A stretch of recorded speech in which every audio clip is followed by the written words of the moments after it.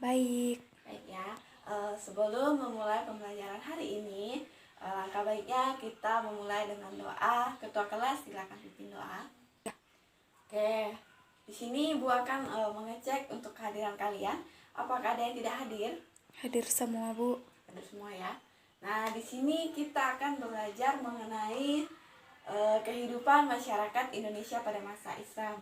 Nah, di sini kita akan membahas yang pertama, yaitu masuknya Islam ke Indonesia.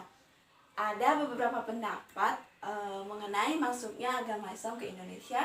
Pendapat pertama yaitu Buya Hamka ya, atau Haji Abdul Malik Karim Abdullah, di mana beliau mengatakan bahwa Islam yang masuk ke Indonesia itu berasal dari tanah kelahirannya, yaitu Arab atau Mesir. Nah, proses ini berlangsung pada abad-abad pertama Hijriah atau abad ke-7 Masehi, di mana hal ini berdasarkan bukti bahwa bangsa Indonesia sejak awal telah menganut mazhab Syafi'i yang sama dengan mazhab yang dianut di Mekah ya. Nah, terus kemudian pendapat Hussein bin Diningrat, di mana beliau sendiri itu mengatakan bahwa Islam yang masuk ke Indonesia berasal dari Persia. Nah, pendapatnya ini berdasarkan pada kesamaan budaya dan tradisi yang berkembang antara masyarakat Indonesia dan Persia. Terus pendapat yang ketiga yaitu menurut Snokhorju. Nah, beliau mengatakan bahwa penyebaran Islam di Indonesia itu berasal dari Gujarat, India. Nah, pendapat ini senada dengan yang dikemukakan oleh Muktif, seorang ilmuwan dari Belanda ya. Nah, beliau mengatakan bahwa Islam yang masuk ke Indonesia pada abad ke-13 sampai ke-14 Masehi. Nah, berdasarkan beberapa pendapat tersebut, dapat kita simpulkan bahwa Islam yang datang ke Indonesia pada abad ke-7 itu berasal dari Arab, sedangkan Islam yang masuk ke Indonesia pada abad ke-13 Masehi itu berasal dari Gujarat. Atau dapat pula disimpulkan bahwa Islam yang masuk ke Indonesia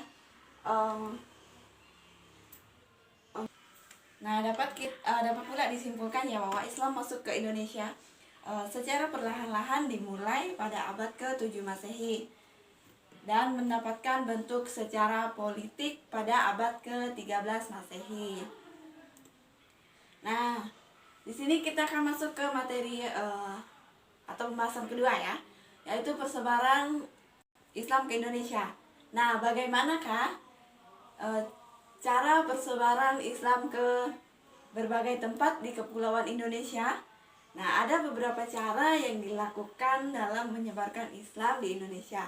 Nah, cara-cara berikut tersebut itu antara lain yaitu bidang perdagangan ya, pernikahan, pendidikan, dan kesenian. Nah, di sini kita akan membahas satu persatu. Yang pertama yaitu perdagangan. Nah, di mana kondisi geografis ini sebagai jalur pelayaran dan perdagangan membuat wilayah Kepulauan Indonesia itu menjadi daerah pertemuan para pedagang yang tidak hanya orang-orang lokal saja, tetapi juga bangsa lain seperti Arab, Persia, Cina, dan India. Mereka berdagang sambil juga menyebarkan agama Islam. Nah, terus penyebaran yang kedua yaitu pernikahan. Nah, selain tadi perdagangan, penyebaran Islam itu dilakukan secara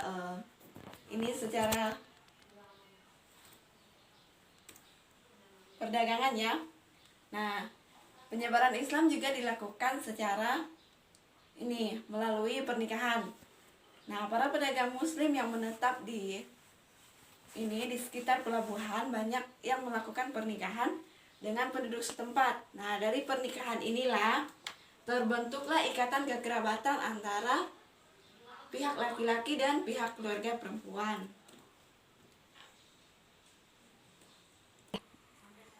Nah, terus yang ketiga yaitu pendidikan ya. Penyebaran Islam di Nusantara juga dilakukan melalui pendidikan. Nah, para ulama dan guru-guru agama Islam itu mendirikan lembaga-lembaga pendidikan Islam. Lembaga pendidikan Islam yang dikenal pada waktu itu adalah surau, daya, dan pesantren. Nah, di tempat-tempat inilah para ulama itu mendidik para santri tentang agama Islam. Nah, bila nanti mereka sudah selesai, otomatis mereka akan pulang ke kampung halamannya untuk berdakwah atau menyebarkan agama Islam kepada masyarakat sekelilingnya. Nah, bisa kita misalnya ya seperti pesantren yang dibangun oleh Sunan Ampel di dekat Gresik, dan juga pesantren yang dibangun oleh Sunan Girig di Gresik juga.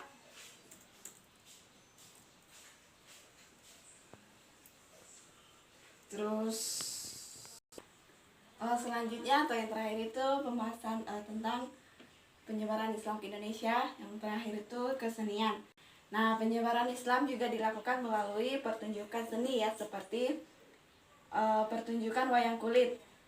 Disebutkan dalam cerita tutur bahwa Sunan Kalijaga adalah seseorang dalang yang sangat mahir dan sangat disukai rakyat. Nah, beliau secara perlahan-lahan memasukkan unsur-unsur agama Islam ke terakhir yaitu kesenian.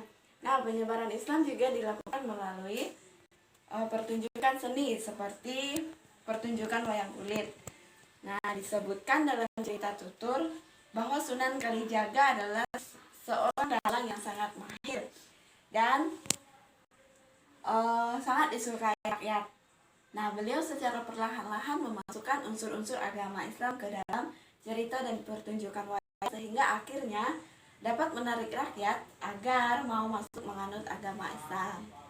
Selanjutnya, yang ketiga itu ya kita masuk ke ini, teori-teori tentang masuknya agama Islam ke Nusantara.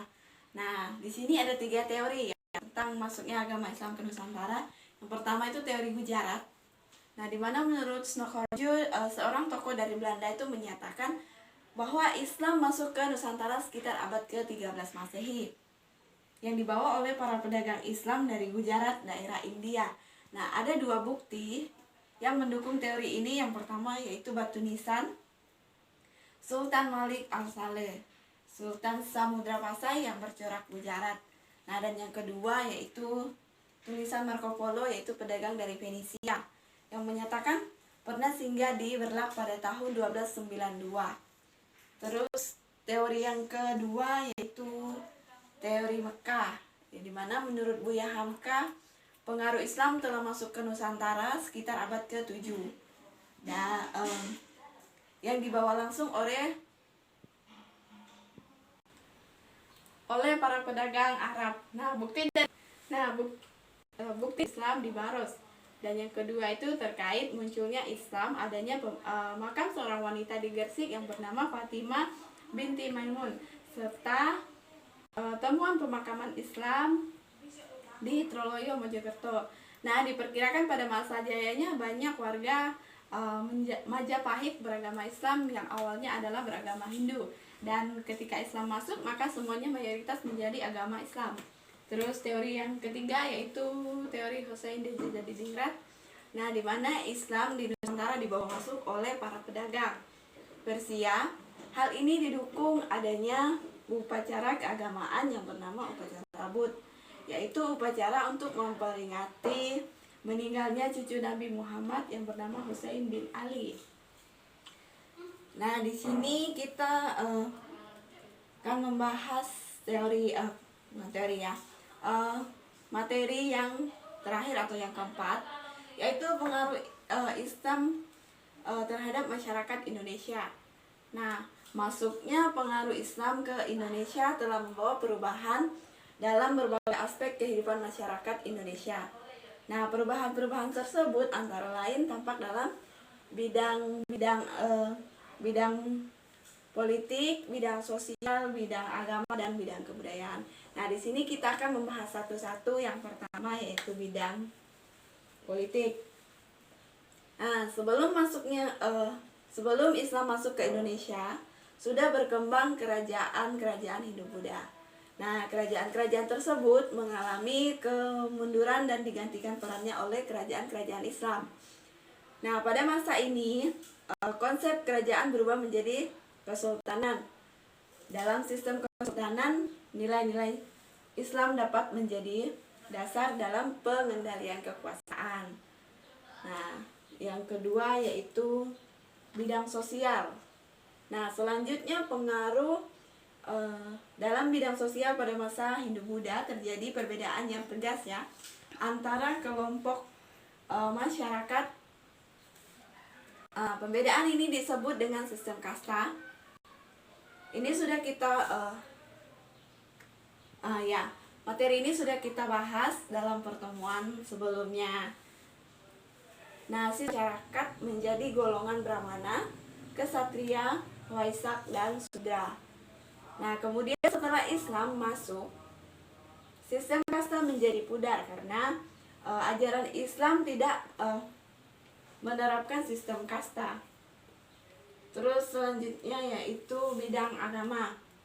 Nah, di mana pada masa Islam sebagian masyarakat Indonesia itu menganut agama Islam.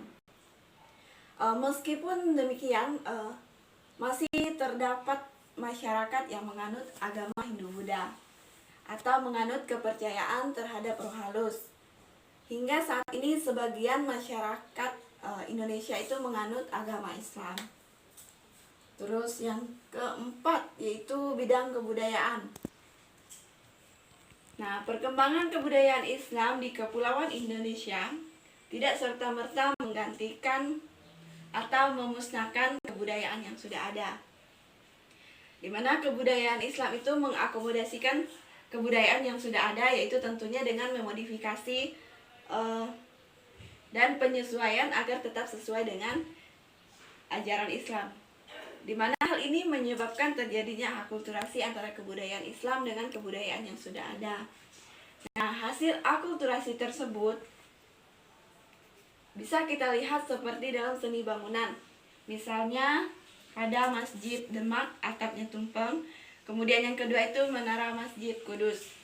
Kemudian kita juga bisa melihat dalam seni ukir. Nah, seni ukir yang berkembang pada masa Islam itu merupakan modifikasi dari masa sebelumnya. Nah, dalam ajaran Islam ada larangan yang membuat patung atau melukis makhluk hidup. Nah, apalagi dalam bentuk manusia ya. Nah, meskipun demikian, seni ukir terus berkembang dengan menggunakan ragam hias yang terdiri dari pola-pola, daun-daun, dan bunga-bungaan. Nah, bukti dari karangan dan sebagainya ya. Nah, ragam hias ini kemudian ditambah dengan ragam hias huruf Arab atau kaligrafi yang kerap digunakan untuk menyamarkan lukisan makhluk hidup. Oke, karena pembahasan kita sudah selesai, di sini Bu akan membuka ini ya, sesi pertanyaan. Apakah ada yang ingin bertanya? Saya, Bu. Oke, silakan. Bagaimanakah perkembangan masa Islam? Bagaimanakah perkembangan masyarakat Indonesia pada masa Islam? Oke, bagaimanakah perkembangan masyarakat Indonesia pada masa Islam? Nah, ini kita sudah bahas tadi ya. Nah, di mana pengaruh Islam yang berkembang pesat itu membuat mayoritas masyarakat Indonesia itu memeluk agama Islam. Nah, hal ini menyebabkan itu aturan kasta mulai pudar di masyarakat ya. Nah, pendidikan Islam itu berkembang di pesantren-pesantren Islam. Nah, setelah Islam itu masuk, mata pelajaran dan proses pendidikan itu proses pendidikan pesantren itu berubah menjadi pendidikan Islam. Ya, seperti itu ya kira-kiranya pengaruhnya seperti itu ya. Itu berkembang pesat, itu membuat masyarakat Indonesia itu mayoritas itu memeluk agama Islam. Nah, Karena sudah tidak ada pertanyaan dari pembelajaran kita tadi, apakah ada yang dapat menyimpulkan? Saya, Bu. Oke, silakan. Masyarakat dan kebudayaan tidak dapat dipisahkan karena masyarakat merupakan wadah dari kebudayaan itu sendiri. Sehingga manusia melahirkan kebudayaan yang dianggap sebagai nilai-nilai yang hidup bagi masyarakat. Ya, betul ya. Bahwa masyarakat itu tidak bisa dipisahkan dari kebudayaan. Oke, hari ini dari pembelajaran hari ini Ibu akan memberikan refleksi. Bagaimana pembelajaran hari ini menurut kalian? Menyenangkan, Bu. Oke, Karena menyenangkan dari materi hari ini saya dapat mengerti masuknya Islam ke Indonesia, teori-teorinya bagaimana, prosesnya bagaimana. Oke, baik ya. Nah, karena kalian sudah mengerti dan tidak ada lagi pertanyaan, Ibu rasa cukup ya untuk pertemuan hari ini. Karena kita sudah memulai pembelajaran hari ini dengan doa, kita juga akan mengakhiri pembelajaran hari ini dengan doa. Ketua kelas silakan pimpin doa. Oke, terima kasih ya pada ketua kelasnya. Cukup untuk pertemuan hari ini. Ibu akhiri, selamat siang. Siang.